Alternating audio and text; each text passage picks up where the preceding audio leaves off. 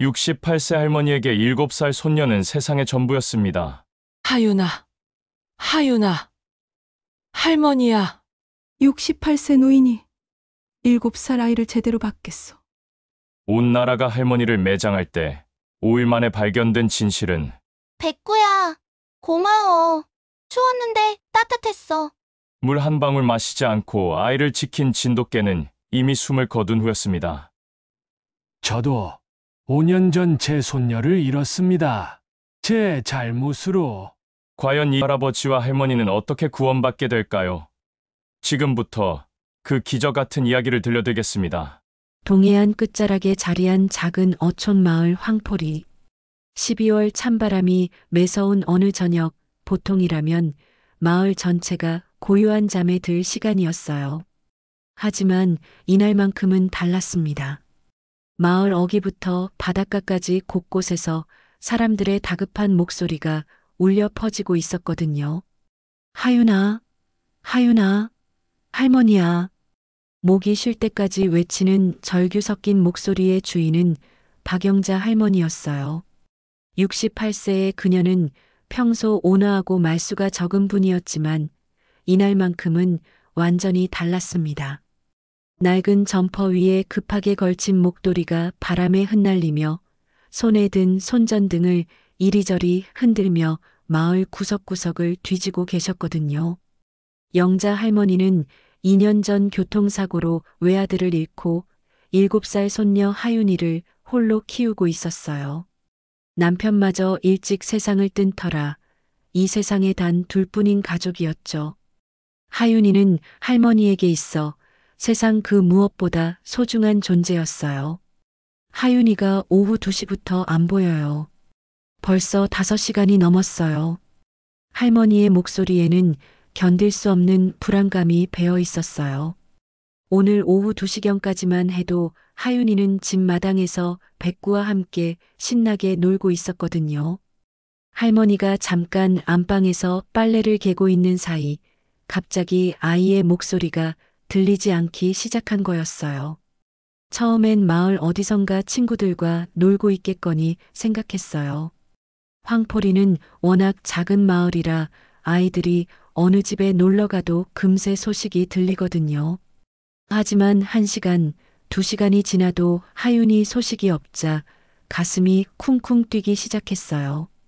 마을 사람들도 하나둘 모여들기 시작했어요. 황포리는 총 50여 가구가 사는 작은 어촌 마을이었어요. 모두가 서로를 가족처럼 여기는 곳이었죠. 특히 하윤이는 마을의 막내딸 같은 존재였어요.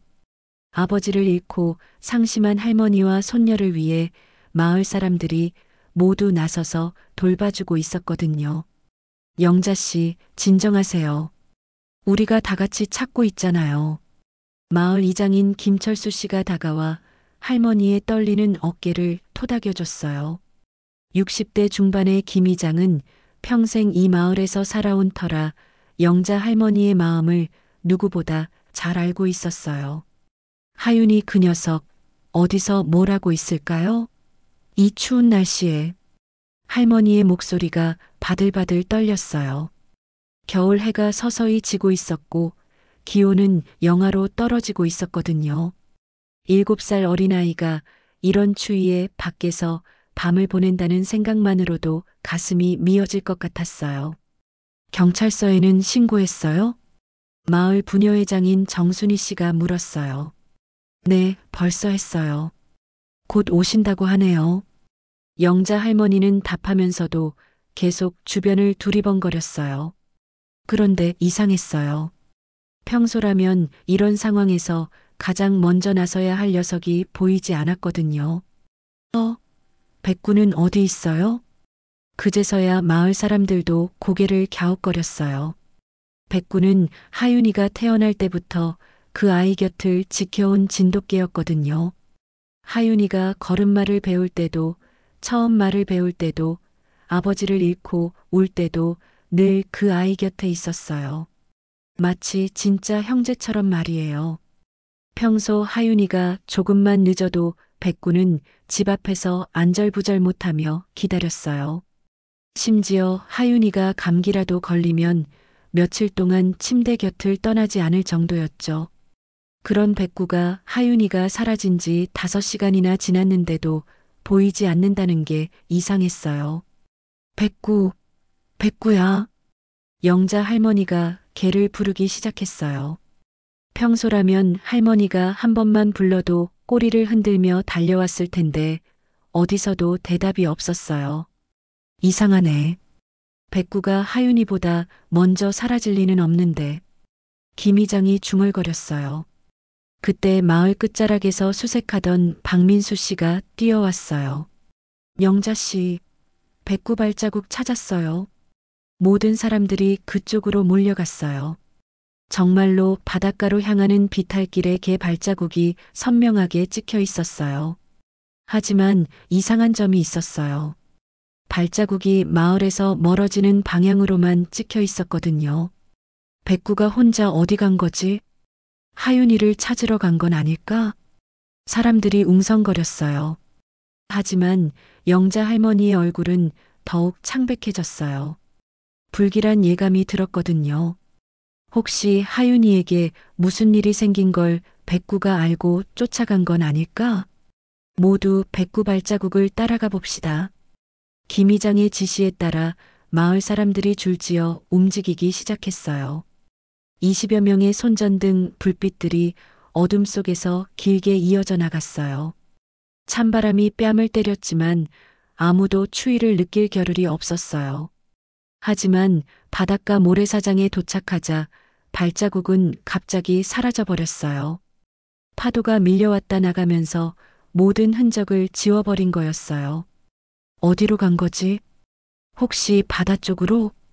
사람들이 어리둥절해하는 사이 영자 할머니는 바닷물을 바라보며 온몸을 떨었어요. 하윤이가 바다에라도 빠진 건 아닐까 하는 무서운 생각이 머릿속을 스쳐갔거든요. 하윤아, 우리 하윤아, 할머니가 여기 있다. 할머니의 울음소리가 겨울 바다를 향해 흩어져 갔어요. 마을 사람들도 모두 숨을 죽이고 있었어요. 이 절망적인 상황에서 무슨 말로 위로해야 할지 모르겠었거든요. 그때 멀리서 사이렌 소리가 들려왔어요. 드디어 경찰이 도착한 거였어요. 하지만 영자 할머니의 마음은 더욱 무거워졌어요. 하윤이는 물론이고 백구까지 사라져버린 상황에서 과연 무사히 찾을 수 있을까 하는 절망감이 몰려왔거든요. 제발, 제발 우리 하윤이 무사하게 해주세요. 할머니의 간절한 기도가 차가운 겨울 밤바다 위로 사라져갔어요. 경찰차 2대가 마을 입구에 멈춰 섰어요. 사이렌 소리가 멈추자 겨울밤의 정적이 더욱 무겁게 느껴졌습니다. 지서에서 온 경찰관들이 급하게 내려 영자 할머니에게 다가왔어요. 신고하신 분이세요? 네, 저예요. 제 손녀가 사라졌어요. 할머니의 목소리는 이미 쉬어 있었어요. 몇 시간째 하윤이 이름을 부르다 보니 목이 완전히 망가진 거였죠. 언제부터 실종됐나요? 오늘 오후 2시경부터요. 집 마당에서 놀고 있었는데 갑자기 할머니가 말을 잇지 못하고 눈물을 훔쳤어요. 김이장이 대신 나서서 상황을 설명했습니다. 하윤이는 올해 7살이고요. 할머니와 단둘이 살고 있어요. 평소 매우 얌전하고 착한 아이라 혼자 멀리 나가는 일은 없거든요. 경찰관이 수첩에 뭔가를 적어가며 물었어요. 다른 가족은 없나요? 2년 전에 아버지를 잃었어요. 김이장의 말에 경찰관의 표정도 무거워졌어요. 마을 사람들 사이에서도 한숨소리가 새어나왔죠. 사실 박영자 할머니는 이 마을에서 모르는 사람이 없을 정도로 존경받는 분이었어요. 40년 전 시집와서 지금까지 한 번도 큰 소리 낸 적 없이 말수는 적지만 속정이 깊어 어려운 이웃이 있으면 누구보다 먼저 나서는 분이었거든요. 특히 2년 전 아들 박성민 씨가 교통사고로 세상을 떠난 후로는 온 마을이 영자 할머니 모녀를 돌봐주고 있었어요. 성민 씨는 마을의 자랑이었거든요.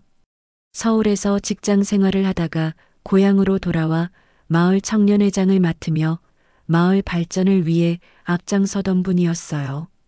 그날도 하윤이를 유치원에 데리러 가던 길이었어요. 정순이 부녀회장이 안타까운 목소리로 말했어요.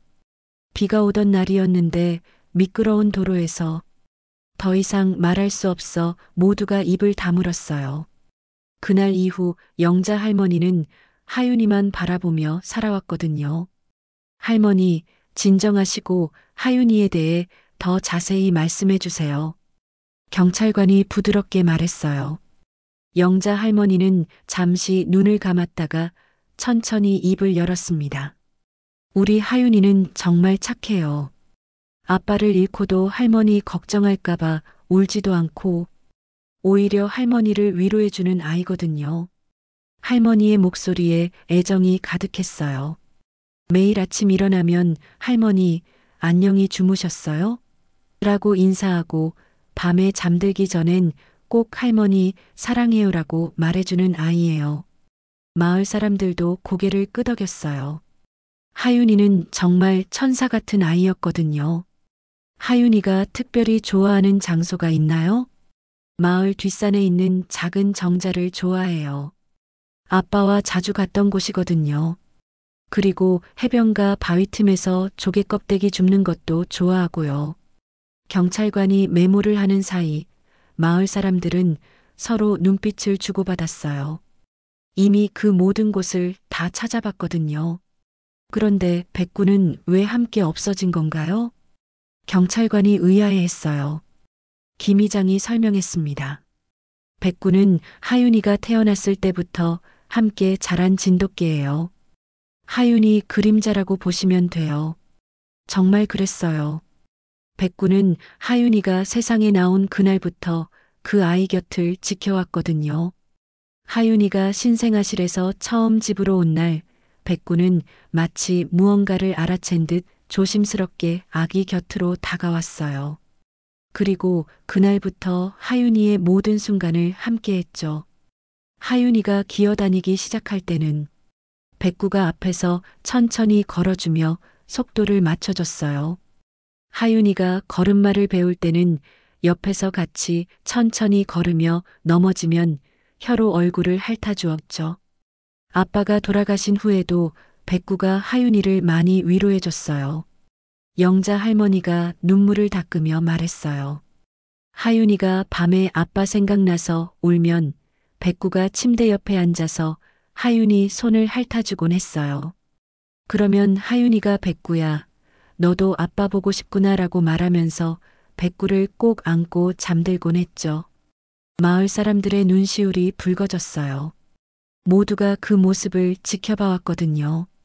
그런 백구가 하윤이 없이 어디 갈 리가 없어요. 박민수 씨가 확신에 찬 목소리로 말했어요. 분명 하윤이와 함께 있을 거예요. 아니면 그가 말을 멈췄어요. 모두가 같은 생각을 하고 있었거든요.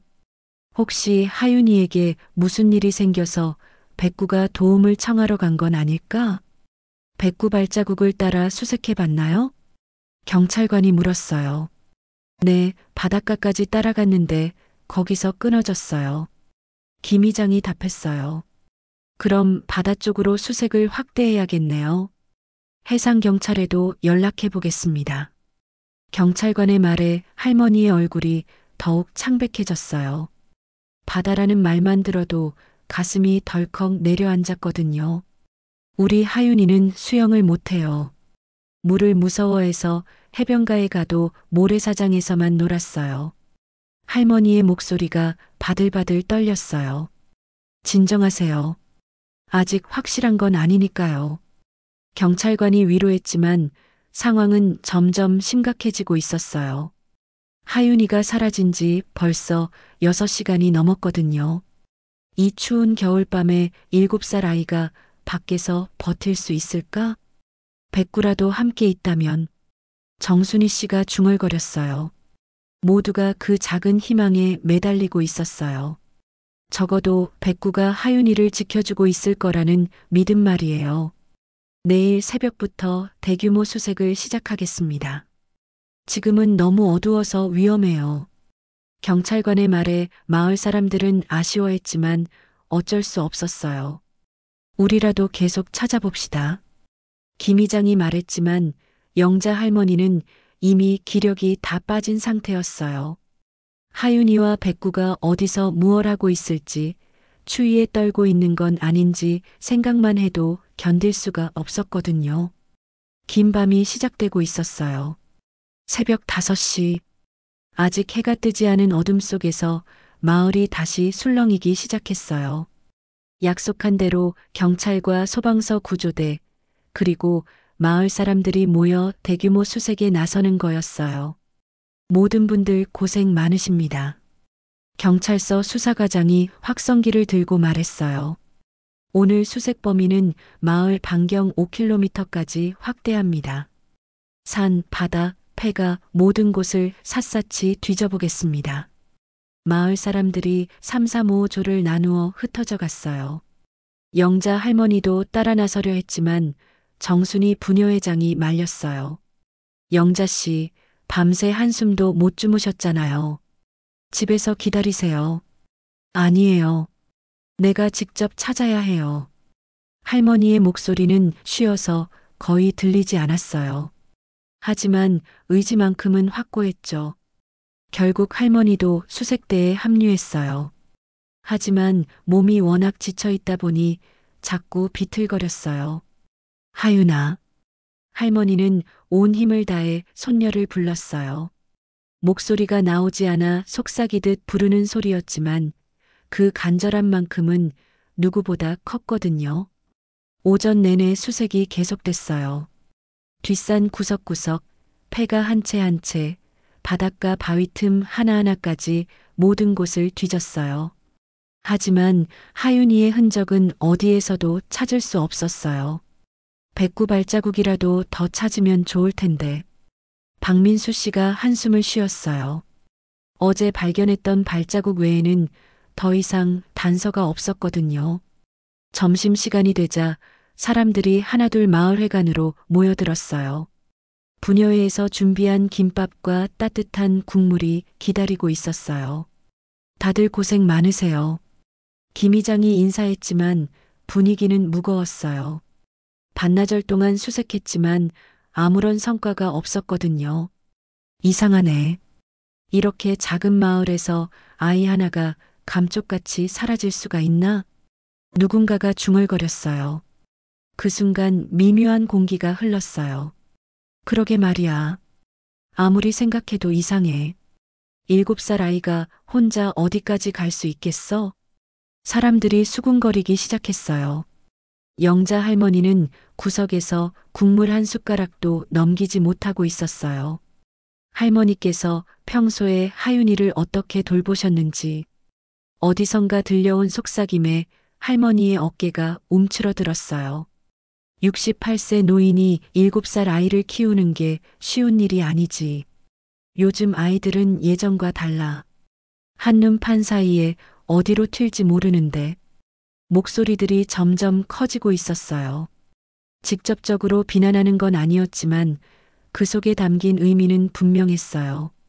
평소에도 하윤이 혼자 놀게 두는 경우가 많았지 않나? 이번엔 좀 더 직설적이었어요. 정순이 부녀회장이 눈짓으로 말리려 했지만 이미 분위기는 돌이킬 수 없었어요. 노인네가 아이를 제대로 볼 수 있겠어? 젊은 사람도 아이 키우기 힘든데. 그러게. 차라리 친척이나 시설에 맡겼으면. 영자 할머니의 눈에서 눈물이 뚝뚝 떨어졌어요. 하지만 아무 말도 할 수 없었어요. 지금 상황에서 변명이라도 하면 더 큰 오해를 받을 것 같았거든요. 영자 씨. 김 이장이 할머니를 챙기려 했지만 할머니는 고개를 저으며 자리에서 일어났어요. 집에 가서 기다리겠어요. 혹시 하윤이가 돌아올지도 모르니까요. 할머니의 목소리는 너무나 작았어요. 마치 자신이 정말로 잘못한 것 같다는 듯이 말이에요. 집으로 돌아온 영자 할머니는 안방 문을 닫고 그대로 주저앉았어요. 온몸이 후들후들 떨렸어요. 손녀를 잃었다는 충격도 컸지만 마을 사람들의 시선이 더 견디기 힘들었거든요. 내가 잘못한 걸까? 할머니는 자신을 탓하기 시작했어요. 정말로 하윤이를 제대로 돌보지 못한 건 아닐까? 젊은 부모였다면 이런 일이 생기지 않았을까? 그때 마당에서 소리가 들렸어요. 혹시나 해서 문을 열어봤지만 그냥 바람에 빨래줄이 흔들리는 소리였어요. 백구라도 돌아오면. 할머니는 백구를 간절히 기다렸어요. 적어도 백구가 돌아오면 하윤이 소식을 알 수 있을 텐데 그 녀석도 여전히 소식이 없었거든요. 오후가 되자 수색되는 범위를 더욱 넓혔어요. 이웃 마을까지 수색 영역을 확대한 거였어요. 하지만 여전히 성과는 없었어요. 이제 이틀째인데 경찰관들의 표정도 어두워졌어요. 시간이 지날수록 좋지 않은 상황을 각오해야 한다는 뜻이었거든요. 저녁 무렵 마을에 이상한 소문이 돌기 시작했어요. 혹시 영자 씨가 뭔가 숨기는 거 아닐까? 아이 키우는 게 힘들어서. 요즘 그런 사건들 뉴스에 많이 나오잖아. 말도 안 되는 소문이었지만 사람들의 불안한 마음이 그런 추측을 낳고 있었어요. 영자 할머니는 창문 너머로 들려오는 수군거림을 들으며 더욱 움츠러들었어요. 평생 이 마을에서 성실하게 살아온 자신이 하루아침에 의심받는 상황이 믿어지지 않았어요. 하윤아, 제발 돌아와라. 할머니가 잘못했다. 할머니는 하윤이의 사진을 꼭 안고 울었어요. 2년 전 아들을 잃었을 때보다 더 큰 절망감이었어요. 아들은 이미 어른이었지만 하윤이는 아직 할머니가 지켜줘야 할 어린 아이였거든요. 밤이 되자 마을은 다시 고요해졌어요. 하지만 영자 할머니의 집만큼은 여전히 모든 불이 켜져 있었어요. 혹시나 하윤이가 돌아올까 봐서였죠. 백구야, 너라도 돌아와라. 하윤이는 어디 있는 거냐? 할머니는 마당에 나와 밤하늘을 보며 기도했어요. 하지만 어둠 속에서는 아무런 대답이 돌아오지 않았어요. 이제 하윤이가 사라진 지 이틀째. 상황은 점점 더 절망적으로 변해가고 있었어요. 하윤이가 사라진 지 사흘째 되는 날 아침이었어요. 영자 할머니는 거의 잠을 이루지 못한 채 뜬 눈으로 밤을 지새웠어요. 아침 햇살이 창문으로 들어와도 마음은 여전히 어둠 속이었죠. 할머니, 아침 드세요. 정순이 부녀회장이 죽 한 그릇을 들고 찾아왔어요. 하지만 할머니는 고개만 저었어요. 못 먹겠어요. 우리 하윤이는 뭘 먹고 있을까 생각하니. 그래도 몸은 챙기셔야죠. 하윤이 찾으려면 기력이 있어야 하잖아요. 하지만 영자 할머니의 얼굴은 3일 만에 완전히 달라져 있었어요. 눈은 푹 꺼지고 뺨은 아예 살이 빠져버렸죠. 마치 10살은 더 늙어 보였어요. 그때 마당에서 웅성거리는 소리가 들려왔어요. 창문으로 내다보니 마을 사람들이 몇 명 모여 있었어요. 아직도 소식이 없나 봐. 벌써 사흘째인데. 이상하지 않아? 아무리 작은 아이라지만 이렇게 감쪽같이 사라질 수가 있나? 목소리들이 점점 커지고 있었어요. 정순이 씨가 창문을 살짝 닫았지만 소리는 여전히 들려왔어요. 평소에도 영자 씨가 하윤이를 많이 혼자 두었잖아. 그러게 68세 할머니가 7살 아이를 키우는 게 쉬운 일이 아니지. 혹시 아이 키우는 게 힘들어서. 그 순간 영자 할머니의 얼굴이 창백해졌어요. 설마 자신을 의심하는 건 아닐까요? 그런 소리 하지 마세요. 정순이 씨가 밖으로 나가서 소리쳤어요. 영자 씨가 하윤이를 얼마나 사랑하는지 여러분들도 다 아시잖아요. 하지만 사람들의 수군거림은 쉽게 사라지지 않았어요. 오전 10시경 더 충격적인 일이 벌어졌어요. 지역 케이블 방송국 취재진이 마을에 나타난 거였어요. 실종된 아이에 대해 취재하러 왔습니다. 기자가 카메라맨과 함께 마을 어귀에 섰어요. 마을 사람들이 하나둘 구경하러 나왔죠. 혹시 실종 당시 상황을 아시는 분 계신가요? 기자가 마이크를 들이밀자 사람들이 너도 나도 이야기하기 시작했어요. 아이가 할머니와 단둘이 살고 있어요. 평소에 할머니가 아이를 자주 혼자 두곤 했죠. 이 추운 겨울에 벌써 사흘째 소식이 없어요. 기자가 열심히 메모하며 질문을 이어갔어요. 가족 관계는 어떻게 되나요? 2년 전에 아버지가 교통사고로 돌아가셨어요. 할머니가 혼자 키우고 있었죠. 평소 할머니의 양육 태도는 어떠셨나요? 이 질문에 미묘한 침묵이 흘렀어요. 사람들이 서로 눈치를 보며 머뭇거렸죠. 나이가 많으시다 보니까. 요즘 세상에 68세가 7살 아이를 키우는 게. 기자의 눈이 번뜩 빛났어요. 뭔가 흥미로운 각도를 찾은 것 같았거든요. 영자 할머니는 집안에서 이 모든 상황을 지켜보며 가슴이 미어졌어요. 자신이 마치 범죄자가 된 것 같은 기분이었거든요. 취재는 안 받으시겠어요? 기자가 집 대문 앞까지 와서 물었어요. 하윤이 할머니시죠? 한 말씀만. 하지만 영자 할머니는 문을 꽁꽁 닫고 나오지 않았어요. 뭘 말해도 잘못 해석될 것 같았거든요. 그날 저녁 지역 뉴스에 사건이 보도됐어요. 황포리 마을에서 7세 여아가 실종된 지 사흘째입니다.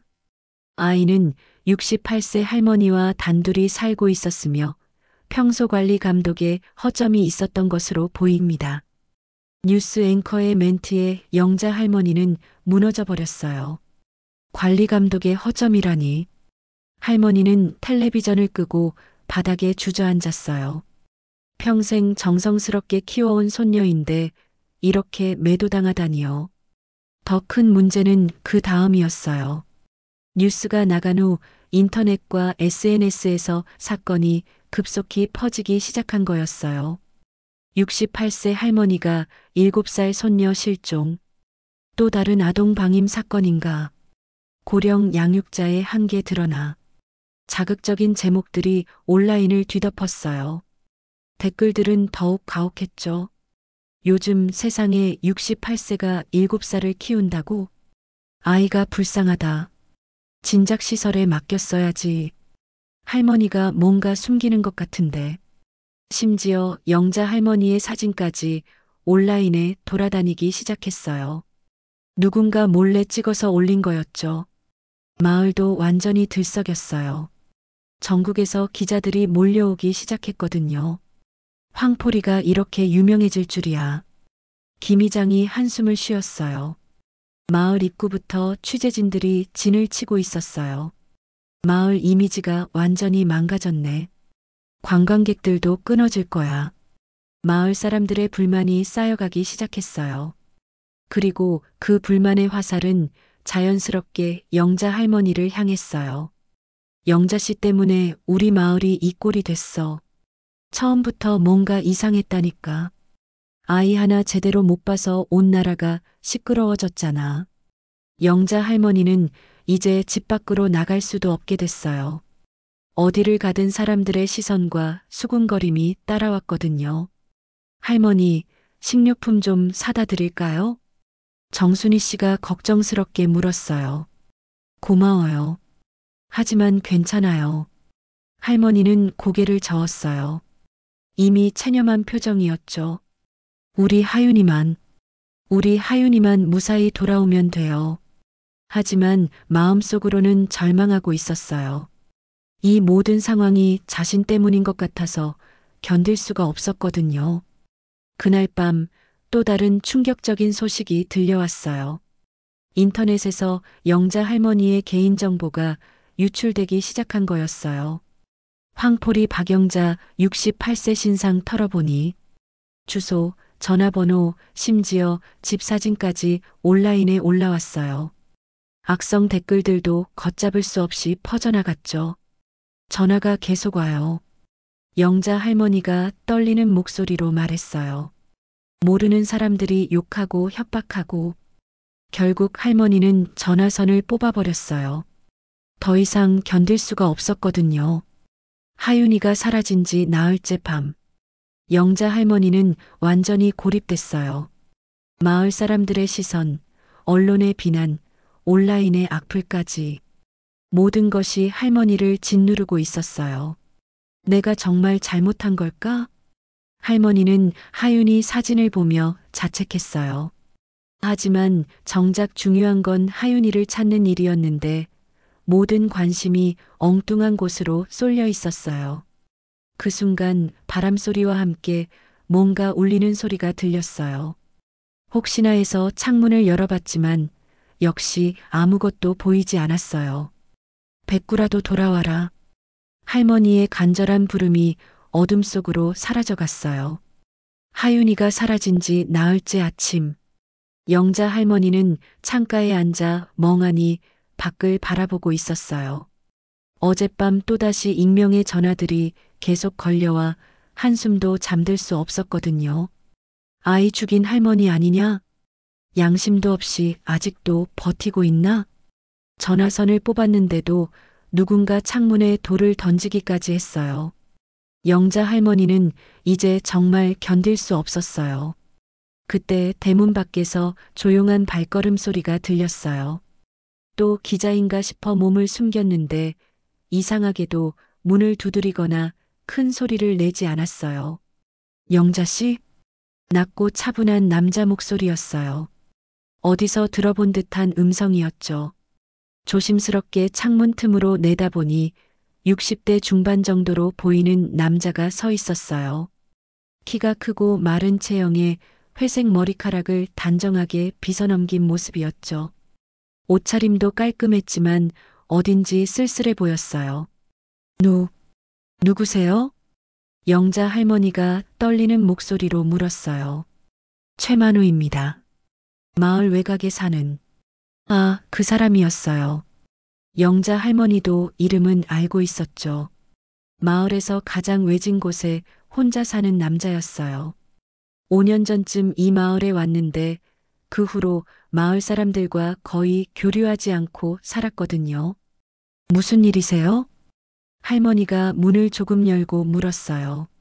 최만우는 표정 변화 없이 차분하게 말했어요. 하윤이 찾는 일을 도와드리고 싶습니다. 네. 영자 할머니는 깜짝 놀랐어요. 5년 동안 한 번도 말을 섞어본 적 없는 사람이 갑자기 도움을 주겠다니요. 저는 괜찮습니다. 할머니가 사양하려 했지만 최만우는 고개를 저었어요. 괜찮지 않습니다. 지금 상황이 말이에요.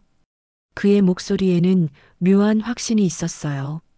마치 영자 할머니의 마음을 꿰뚫어 보는 것 같았죠. 마을 사람들이 영자 씨를 어떻게 보고 있는지, 언론에서 뭐라고 하는지 다 알고 있습니다. 최만호의 말에 할머니의 눈시울이 붉어졌어요.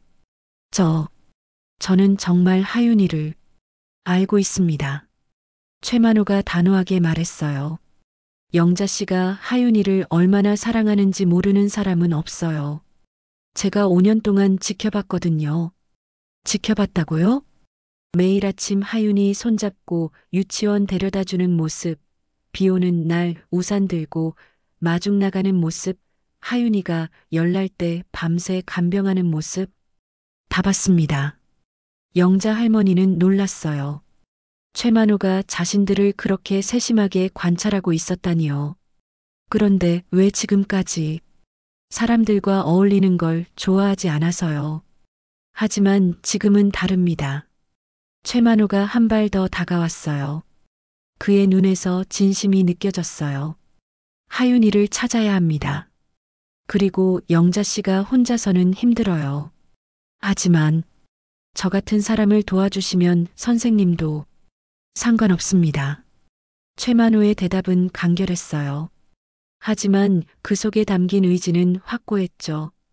제가 경찰이나 마을 사람들과는 다른 방법으로 찾아보겠습니다. 혹시 모를 단서가 있을지도 모르거든요. 영자 할머니는 망설였어요. 지금까지 최만호에 대해 알고 있는 건 거의 없었거든요. 마을 사람들 사이에서는 과거가 수상하다는 소문도 있었어요. 선생님은 어떤 분이세요? 조심스럽게 물어봤지만 최만호는 대답하지 않았어요. 중요한 건 지금이에요. 하윤이를 찾는 게 우선입니다.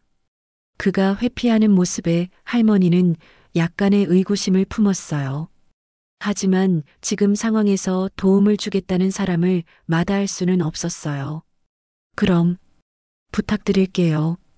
영자 할머니가 고개를 끄덕이자 최만호의 입가에 미세한 미소가 스쳤어요. 우선 백구 발자국이 끊어진 해변부터 다시 살펴보겠습니다. 경찰이 놓친 게 있을지도 모르거든요. 그런데 이미 사흘 동안이나 포기하기엔 아직 이릅니다. 최만호의 말에는 묘한 확신이 있었어요. 마치 뭔가 알고 있는 것 같았죠. 오후에 최만호가 다시 찾아왔어요. 이번엔 등산용 가방과 손전등, 망원경까지 준비해 왔어요. 해가 지기 전에 주변 지형을 파악해 보겠습니다. 혼자 가시는 거예요? 혼자가 좋습니다. 너무 많은 사람이 움직이면 단서가 없어질 수도 있거든요. 최만호는 마을 사람들의 시선을 의식하지 않고 당당하게 걸어나갔어요. 마을 사람들이 수군거리는 소리가 들렸지만 그는 전혀 신경 쓰지 않았어요. 저 사람이 최만호? 5년 만에 처음 보네. 영자 씨랑 무슨 상관인데? 뭔가 수상하지 않아? 사람들의 시선이 따가웠지만 최만호는 묵묵히 바닷가로 향했어요. 저녁 무렵 그가 돌아왔을 때 손에는 작은 비닐봉지가 들려 있었어요. 뭔가 찾으셨어요? 영자 할머니가 기대에 찬 목소리로 물었어요. 아직 확실하지는 않습니다만. 최만호가 비닐봉지를 열어서 보여줬어요. 안에는 작은 천 조각이 들어 있었어요. 이게 하윤이 옷 같은데 어떻게 생각하세요? 할머니가 천 조각을 자세히 들여다봤어요. 분홍색 바탕에 작은 꽃무늬가 있었죠. 아, 이거. 할머니의 목소리가 떨렸어요. 하윤이가 사라진 날 입고 있던 가디건이에요. 어디서 찾으셨어요? 해변에서 좀 떨어진 바위 틈에서요. 파도가 닿지 않는 곳이라 그대로 있었던 것 같습니다. 영자 할머니의 가슴이 뛰기 시작했어요. 드디어 단서를 찾은 거였어요. 그럼 하윤이가 그쪽에. 아직 섣불리 판단하기는 이릅니다. 내일 더 자세히 살펴보겠습니다. 최만호는 신중했어요. 하지만 그의 눈에서는 뭔가 확신에 찬 빛이 흘렀어요. 정말 고맙습니다. 영자 할머니가 눈물을 흘리며 말했어요. 나흘 만에 처음으로 희망이 보이는 순간이었거든요. 고마워할 건 없습니다. 아직 시작일 뿐이에요. 최만호가 돌아서며 말했어요. 내일 새벽부터 본격적으로 찾아보겠습니다. 반드시 하윤이를 찾을 거예요. 그의 말에는 단순한 위로가 아닌 무언가 확고한 믿음이 있었어요. 마치 하윤이가 어디 있는지 짐작하고 있는 것 같았죠. 영자 할머니는 처음으로 안도의 한숨을 쉬었어요. 하지만 동시에 궁금했어요. 최만호는 대체 어떤 사람일까? 왜 갑자기 나타나서 도와주는 걸까? 그의 정체는 여전히 베일에 쌓여 있었어요. 하윤이가 사라진 지 5째 날 새벽 5시. 최만호는 약속대로 영자 할머니 집 앞에 나타났어요. 이번엔 더욱 본격적인 장비들을 준비해 왔죠.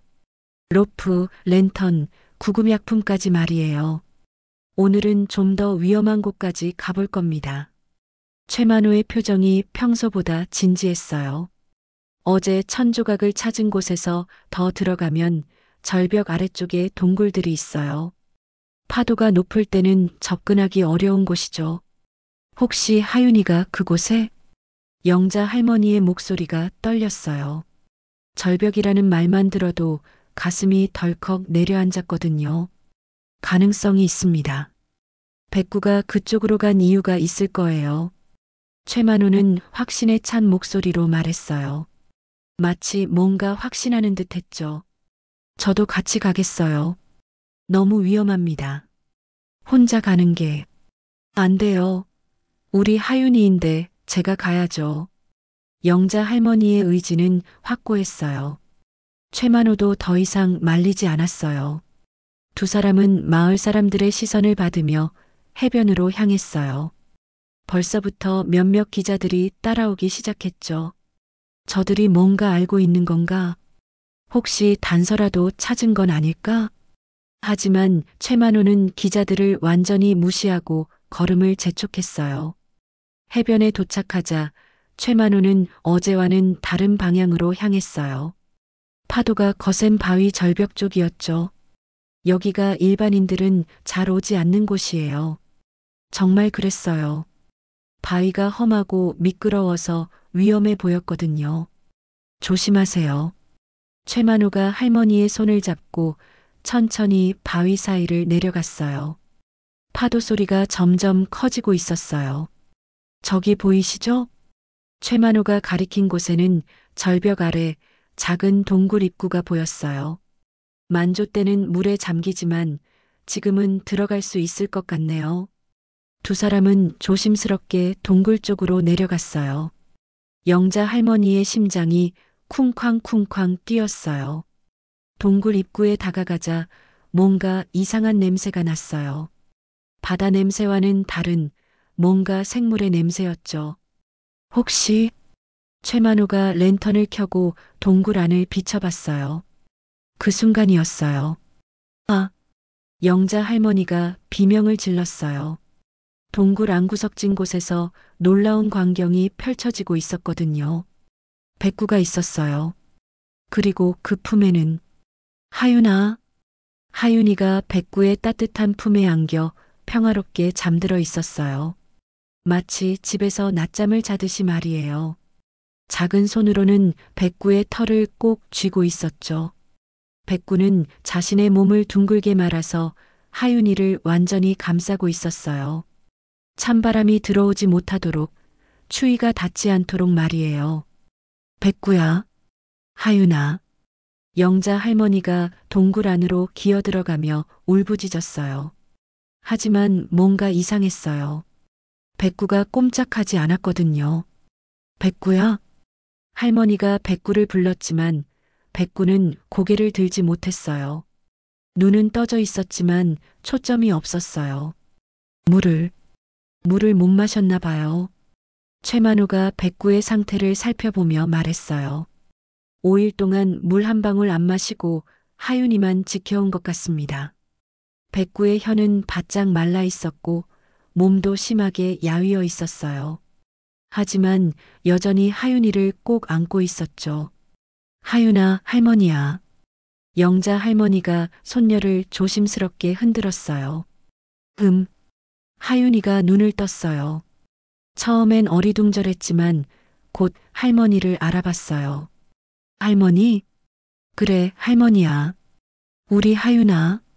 할머니가 하윤이를 꼭 끌어안았어요. 다행히 하윤이는 큰 부상 없이 멀쩡해 보였어요. 추웠는데 백구가 따뜻하게 해줬어요. 하윤이가 백구를 쓰다듬으며 말했어요.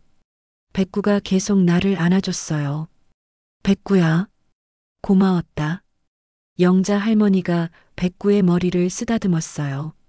백구가 간신히 꼬리를 한번 흔들었어요. 하지만 그것도 힘겨워 보였죠. 빨리 병원에 가야겠어요. 최만호가 급하게 말했어요. 백구 상태가 심각해 보입니다. 하윤이를 업고 동굴 밖으로 나오는데 백구는 일어서지 못했어요. 최만호가 백구까지 안고 나와야 했죠. 바위 위로 올라오자 기다리고 있던 기자들이 몰려들었어요. 하윤이 찾았나요? 어떤 상태예요? 백구도 함께 있었나요? 하지만 영자 할머니는 대답할 여력이 없었어요. 하윤이를 꼭 안고 눈물만 흘렸거든요. 5일 동안 백구가 우리 하윤이를. 할머니의 목소리가 떨렸어요. 최만호가 재빨리 119에 신고했어요. 네, 실종됐던 아이 찾았습니다. 해변 절벽 아래 동굴에서요. 걔도 함께 있는데 상태가 안 좋아 보입니다. 구급차가 도착할 때까지 백구는 계속 하윤이 곁을 지키려 했어요. 몸은 힘들어도 하윤이에게서 떨어지려 하지 않았죠. 백구야, 괜찮아. 하윤이가 백구를 쓰다듬으며 말했어요. 이제 집에 가자.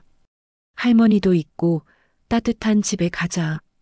백구가 하윤이를 바라보며 다시 한번 꼬리를 흔들었어요. 하지만 그 모습이 너무나 안쓰러웠어요.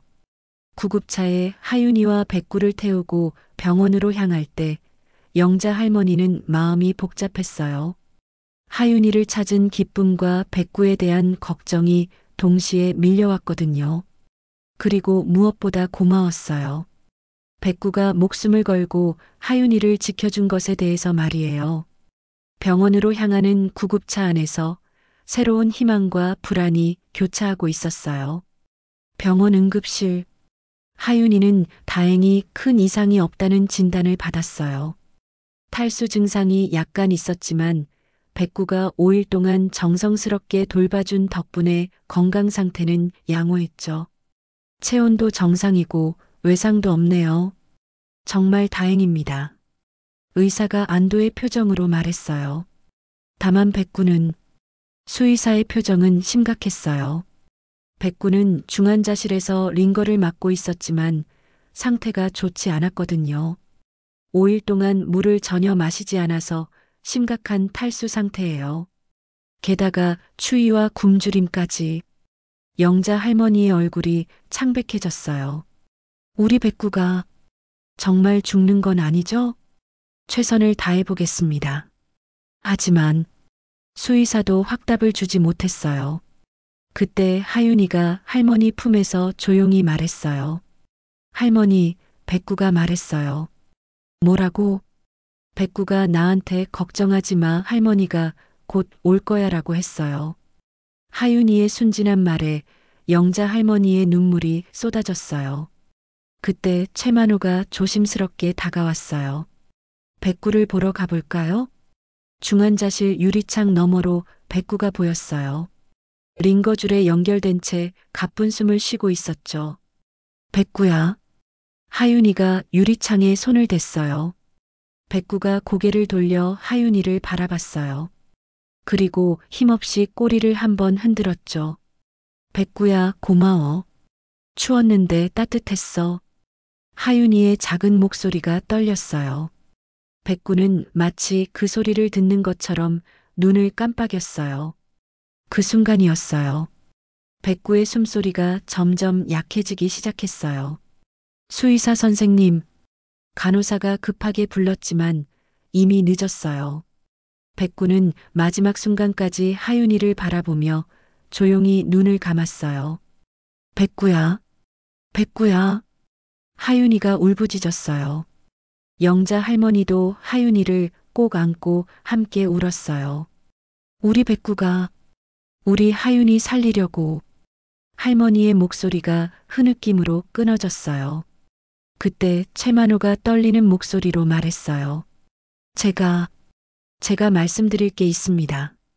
영자 할머니가 눈물을 닦으며 그를 바라봤어요. 저는 5년 전까지 서울에서 살았어요. 딸과 5살 손녀와 함께. 최만호의 목소리가 무거워졌어요. 어느 일요일 오후였어요. 제가 딸에게 하은이를 봐달라고 부탁하고 잠깐 외출했거든요. 그의 눈에 눈물이 맺히기 시작했어요. 돌아와 보니 하은이가 보이지 않았어요. 딸은 잠깐 눈을 돌린 사이에 설마. 영자 할머니가 입을 막았어요.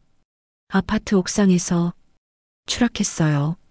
제가 안전망 수리를 미뤄뒀던 곳에서. 최만호가 목을 메었어요. 모든 게 제 책임이었어요. 제가 더 세심하게 살폈어야 했는데. 제가 안전망을 미리 고쳤어야 했는데. 영자 할머니는 말을 잃었어요. 최만호가 왜 이 마을에 와서 혼자 살게 됐는지 이해가 됐거든요. 딸도 저를 원망했어요. 당연했죠. 사위도 모든 가족들도. 결국 가족이 다 흩어졌어요. 그래서 이곳에 도망친 거예요. 하은이 무덤 앞에서도 제대로 사과하지 못하고 최만호가 오열했어요. 그런데 하윤이 사건을 보면서 백구가 목숨 걸고 아이를 지키는 걸 보면서 저도 누군가를 구할 수 있다는 생각이 들었어요. 그가 영자 할머니를 바라봤어요. 하은이를 구하지 못한 할아버지가 적어도 하윤이는 구할 수 있을 거라고.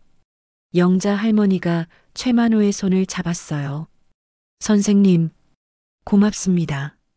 정말 고맙습니다. 두 사람이 서로의 상처를 이해하며 눈물을 흘리고 있을 때 병원 밖이 소란스러워졌어요. 마을 사람들이 하나둘 몰려온 거였어요. 뉴스를 보고 급하게 달려온 거죠. 영자 씨, 김 이장이 가장 먼저 뛰어왔어요. 하윤이가 정말 무사한가요? 그동안 정말 미안했어요. 정순이 부녀회장이 울먹이며 말했어요. 우리가 얼마나 나쁜 말들을 했는지. 마을 사람들이 하나둘 고개를 숙였어요. 영자 씨를 의심하고 온갖 소문을 퍼뜨리고 정말 죄송합니다. 백구가 5일 동안 하윤이를 지켰다면서요? 박민수 씨가 떨리는 목소리로 물었어요. 네. 물 한 방울 안 마시고. 영자 할머니의 말에 모든 사람들이 숙연해졌어요. 우리가 정말 잘못했어요. 영자 씨, 정말 미안해요. 사람들이 진심으로 사과했어요. 그동안의 오해와 비난이 얼마나 잘못된 것이었는지 깨달은 거죠. 이제 괜찮아요. 영자 할머니가 사람들을 일으켜 세웠어요. 하윤이도 무사하고 그걸로 충분해요. 하지만 백구는 김 이장의 말에 모든 사람들이 침묵했어요. 백구가 진짜 영웅이었네요. 그 추운 동굴에서 5일 동안 물도 안 마시고 하윤이만 지키다니. 사람들의 목소리에 존경과 슬픔이 섞여 있었어요.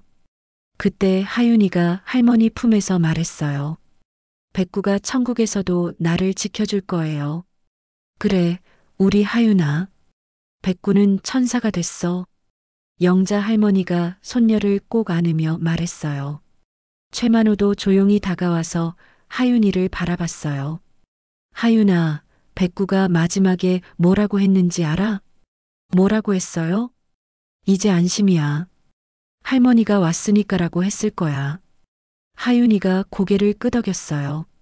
맞아요. 백구가 그렇게 말했어요. 모든 사람들의 눈에서 눈물이 흘렀어요. 백구의 마지막 사랑이 얼마나 깊었는지 느낄 수 있었거든요. 영자 할머니는 백구에게 마음속으로 말했어요. 백구야, 정말 고마웠다. 우리 하윤이 지켜줘서 너 덕분에 하윤이가 살았어. 이제 편히 쉬어라. 그날 밤 마을은 백구를 위한 추모 분위기에 휩싸였어요. 모든 오해가 풀리고 진짜 영웅이 누구였는지 모두가 알게 된 거죠. 하윤이가 무사히 돌아온 지 일주일 후 황포리 마을은 백구를 위한 특별한 준비를 하고 있었어요. 마을 뒷산 가장 전망 좋은 곳에 백구의 마지막 안식처를 만드는 거였어요. 여기서 하윤이 뛰어노는 모습을 계속 볼 수 있을 거야. 김 이장이 언덕을 가리키며 말했어요. 그곳은 마을 전체가 한눈에 내려다 보이는 아름다운 곳이었죠. 마을 사람들이 모두 나서서 백구의 무덤을 정성스럽게 만들었어요. 돌을 하나하나 쌓아 올리고 주변에는 백구가 좋아했던 들꽃들을 심었어요.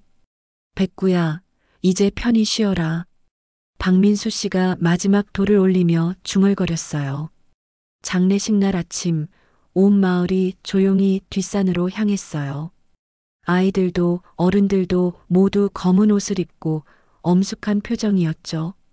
영자 할머니는 하윤이 손을 꼭 잡고 걸었어요. 하윤이는 자신이 아끼던 분홍색 토끼 인형을 품에 안고 있었어요. 할머니, 이거 백구 줄 거예요. 그래, 우리 하윤이가 아끼는 건데 백구가 좋아할 거야. 최만호도 조용히 뒤따라왔어요. 그의 손에는 작은 꽃다발이 들려 있었어요. 언덕에 도착하자 마을 사람들이 백구 무덤 주위에 둘러섰어요. 그 어느 때보다 정적이 흘렀죠. 김 이장이 먼저 말문을 열었어요. 백구는 우리 마을의 진짜 영웅이었습니다. 5일 동안 물 한 방울 마시지 않고 하윤이를 지킨, 말을 잇지 못하고 눈물을 훔쳤어요. 우리가 정말 부끄럽습니다. 정순이 부녀회장이 떨리는 목소리로 말했어요. 영자 씨를 의심하고 하윤이 일을 두고 온갖 추측을 하면서 정작 백구는 목숨 걸고 아이를 지키고 있었는데 마을 사람들이 고개를 숙였어요. 그동안의 잘못을 진심으로 뉘우치고 있었거든요.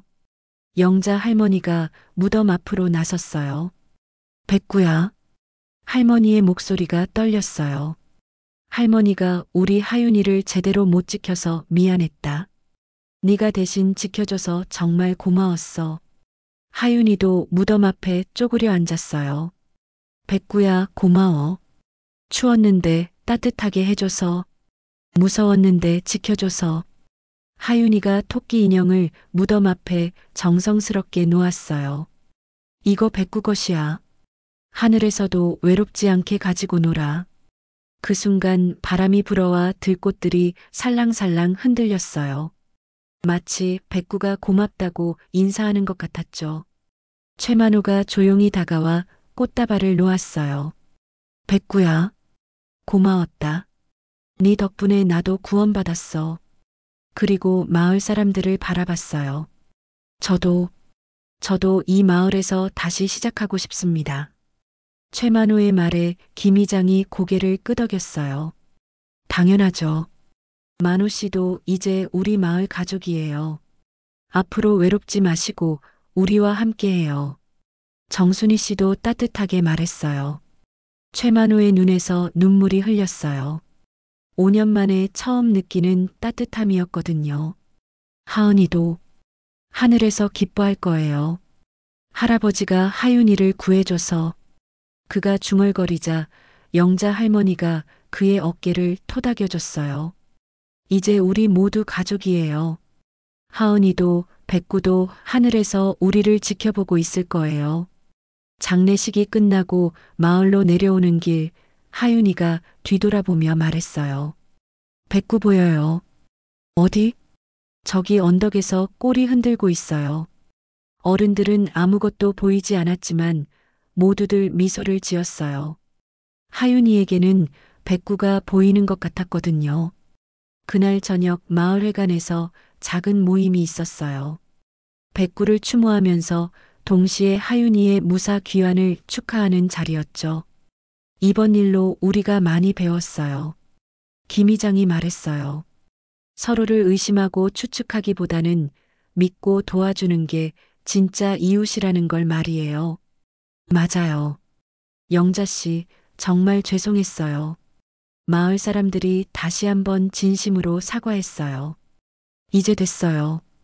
우리 하윤이도 무사하고 마을도 더 단단해진 것 같아요. 영자 할머니가 환하게 웃었어요. 최만호도 마을 사람들과 자연스럽게 어울리고 있었어요. 만호 씨, 내일부터 마을 청소년회관 관리 일 도와주실 수 있나요? 물론이죠. 기꺼이 하겠습니다. 그의 얼굴에 5년 만에 처음으로 밝은 미소가 번졌어요. 하윤이는 마을 아이들과 함께 뛰어놀고 있었어요. 마치 아무 일도 없었던 것처럼 밝고 건강한 모습이었죠. 할머니, 저기 백구 보여요. 하윤이가 창문을 가리켰어요. 어디? 백구가 웃고 있어요. 우리가 행복해서 기뻐하는 것 같아요. 영자 할머니가 창밖을 바라봤어요. 뒷산 언덕이 달빛에 은은하게 빛나고 있었어요. 그래, 백구가 기뻐하고 있을 거야. 우리 하윤이가 건강하고 마을도 화목해져서. 할머니는 가슴 깊이 백구에게 감사했어요. 백구가 목숨을 걸고 지켜준 건 하윤이만이 아니었어요. 마을의 화합과 최만호의 구원까지 가져다 준 거였죠. 백구야, 정말 고마웠다. 네가 준 마지막 선물을 평생 잊지 않을게. 할머니가 하늘을 바라보며 속삭였어요. 그날 밤 황포리 마을은 그 어느 때보다 평화로웠어요. 백구의 사랑이 만들어낸 기적이 마을 전체를 따뜻하게 감싸고 있었거든요. 영자 할머니는 하윤이를 재우고 나서 마지막으로 뒷산을 바라봤어요. 우리 백구, 하늘에서도 행복해라. 바람이 불어와 커튼을 살랑이게 했어요. 마치 백구가 걱정하지 마세요라고 대답하는 것 같았죠. 이렇게 백구의 마지막 선물은 모든 사람들의 마음속에 영원히 남게 됐어요. 무조건적인 사랑과 희생, 그리고 진정한 가족의 의미를 일깨워준 소중한 선물로 말이에요. 이런 감동적인 이야기를 더 많은 분들과 나누고 싶습니다. 구독과 좋아요로 따뜻한 마음을 전해주세요. 오늘도 들어주셔서 정말 감사합니다.